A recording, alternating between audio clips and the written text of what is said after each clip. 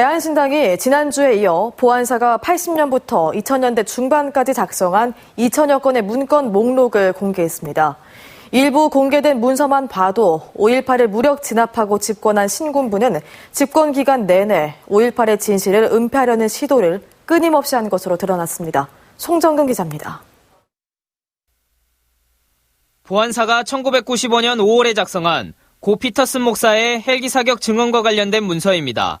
내용을 보면 피터슨 목사가 검찰에 출두해 헬기 사격을 증언하자 전두환이 도둑이 재발절인 것처럼 극도로 민감한 반응을 보였습니다.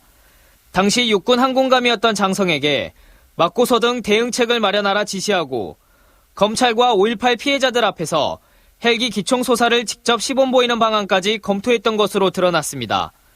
비슷한 시기에 만들어진 문서에는 5.18을 소재로 다룬 드라마와 영화 제작에 대해 군 정보당국이 조직적인 방해 공작을 펼친 것으로 드러났습니다.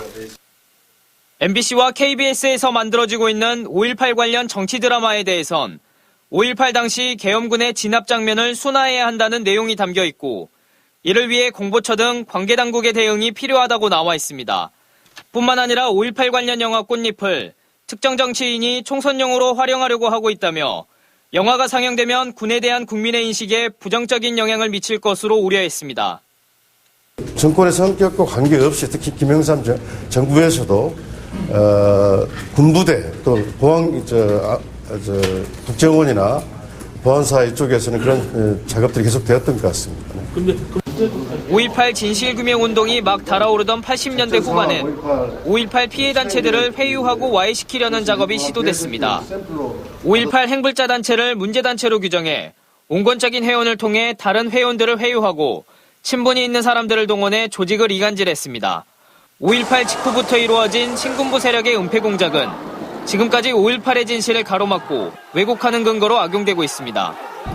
청문회를 전후한 시기랄지 왜곡이 어떻게 일어났었는가를 적나라하게 들여다볼 수 있는 그런 내용들입니다. 그래서 굉장히 소중한 자료라고 생각이 됩니다.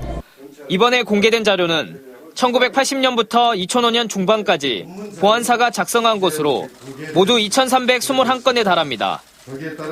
5.18 진상규명조사위원회가 조만간 출범할 예정인 가운데 이번에 공개된 보안사 문건이 80년 5월에 진실을 규명하는 기초자료가 될 것으로 기대되고 있습니다. MBC 뉴스 송정근입니다.